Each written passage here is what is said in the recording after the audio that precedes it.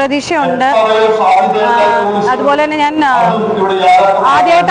അദ്ദേഹം ആദ്യമായിട്ടാണ് എനിക്ക് ഒന്ന് മത്സരിക്കുന്നത് MLA സ്ഥാനത്തായിട്ട്. അപ്പം എനിക്കിത് ആദ്യത്തെ ഒരു എക്സ്പീരിയൻസ് ആണ്.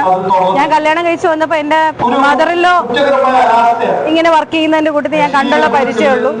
ഇതെനിക്ക് ആദ്യത്തെ എക്സ്പീരിയൻസ് ആണ്. പിന്നെ ശുഭാപ്തി വിശ്വാസമുണ്ട് അദ്ദേഹം ജയിക്കുമെന്ന്.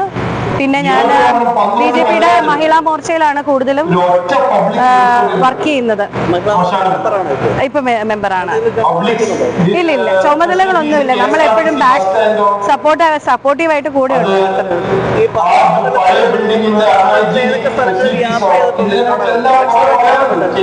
ഞങ്ങളിപ്പോ മുത്തോലി, തലപ്പലം, ഇടനാട് ഒത്തിരി പ്രദേശം ഒരു 2 മാസമായിട്ട് വർക്ക് ചെയ്യുന്നുണ്ട് ഈ മഹിളാ മോർച്ചയുടെ ഭാഗമായിട്ട്.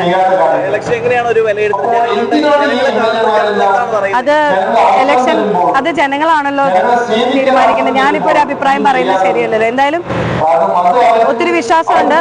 അതേ ഒരു നല്ല രാഷ്ട്രീയ നേതാവാണ്. മറ്റ് സ്ഥാനാർത്ഥികളെ അപേക്ഷിച്ച് ജില്ലാ പഞ്ചായത്ത് ഡിവിഷൻ, പാലാ മണ്ഡലത്തിൽപ്പെട്ടാണ് ജില്ലാ പഞ്ചായത്ത് ഡിവിഷൻ. അപ്പൊ ഈ 4 പഞ്ചായത്ത് ഒരുപാട് കാര്യങ്ങൾ നടത്തിയിട്ടില്ലേ? തീർച്ചയായിട്ടും അതൊക്കെ വോട്ടായിട്ട്